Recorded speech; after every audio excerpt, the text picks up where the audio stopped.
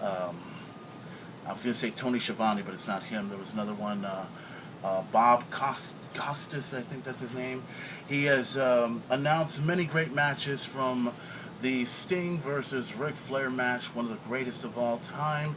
He's also, let's see, he also called matches like Stone Cold Steve Austin, like The Rock, like Mick Foley, like Triple H, and like many, many others. He has several different catchphrases, from, you know, slobber knocker to business is about to pick up, and the old the old phrase that every time when you see Steve Austin, Stone Cold, Stone Cold, Stone Cold.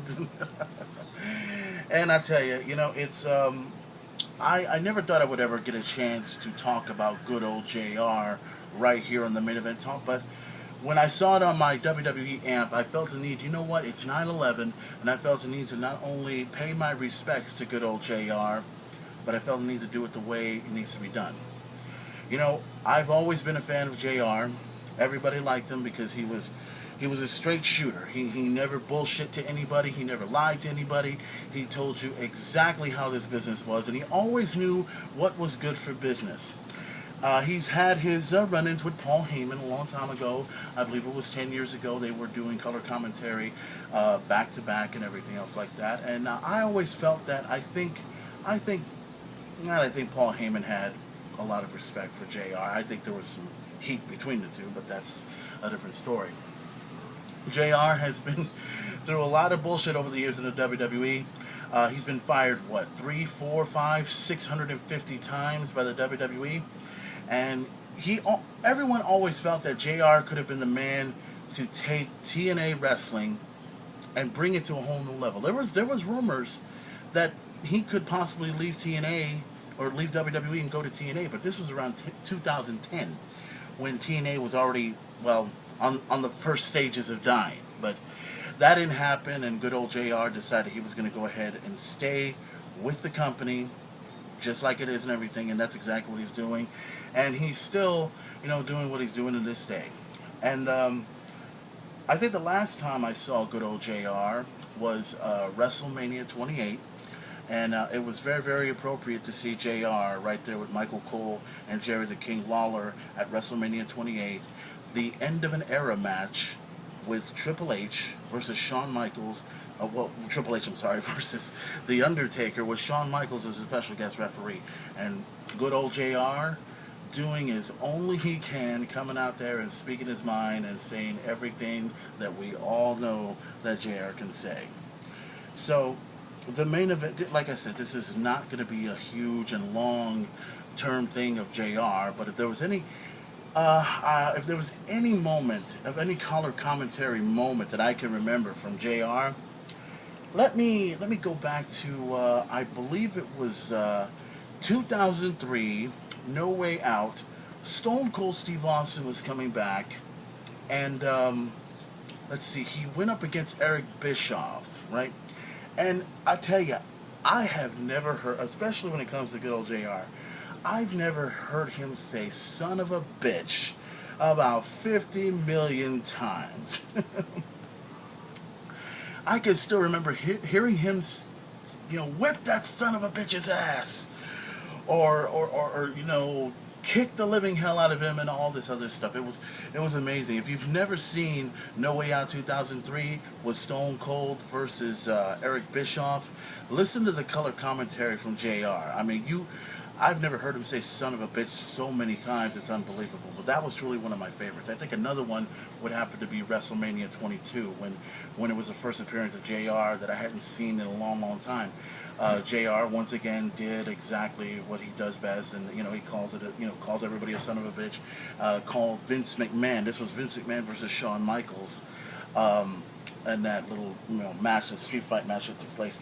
And JR had kept calling Vince McMahon Satan, and well, that's he's got to call like you see it. JR calls Vince McMahon Satan, and calls him a son of a bitch, and all that other stuff. But nonetheless, to end this whole main event talk, I'm gonna say this straight up. On behalf of every single wrestling fan all across the world, to every wrestling fan in Corpus Christi, to every wrestling fan in Texas in general, to everyone in his hometown of home city or home state of Oklahoma, from New York City to Florida to California to Arkansas to Canada to New England, New York City, everywhere. I would just like to say, on behalf of all of them, to good old JR, Jim Ross, one of the greatest commentators of all time, the Hall of Famer, we just want to say thank you. Thank you for all the memories. And thank you for giving us some of the greatest commentators and commentating I have ever seen. And as the old saying goes, there will never be another JR in this lifetime. All due respect to Michael Cole, to the King, to JBL, to Josh Matthews, to all the color commentators who obviously implement from JR. They'll never match up to JR. And I've always felt that JR could never match up to the Dean himself, Gordon Soley, but he lived up to it. He did well. So, JR, hope you have a great retirement, and it's going to be very, very tough to see you in WWE TV. It's going to be, hard to see you in wrestling in general, but you will always be remembered as one of the greatest commentators of all time. Don't ever forget that. And that's going to do it for this edition of the Main Event Talk. And once again, I want to say happy retirement, JR, and hope you enjoy it. And WWE and every single wrestling fan all across the world is going to miss you very, very much. And happy birthday once again to Hustle Heyman, to Paul Heyman himself. Good luck this Sunday at Night of Champions. And I think that's truly about it. Don't forget to check out all my videos on YouTube, and don't forget to check me out on Facebook, on Twitter, on Instagram, and other outlets that carry the Main Event. And also, don't forget, I have 2 more episodes of Main Event Thoughts coming, one this week and one next week. So be ready and be prepared for that. Oh, and one last thing.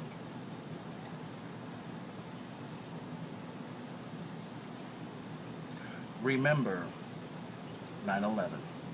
Why? Because I can, and I want to. Any questions?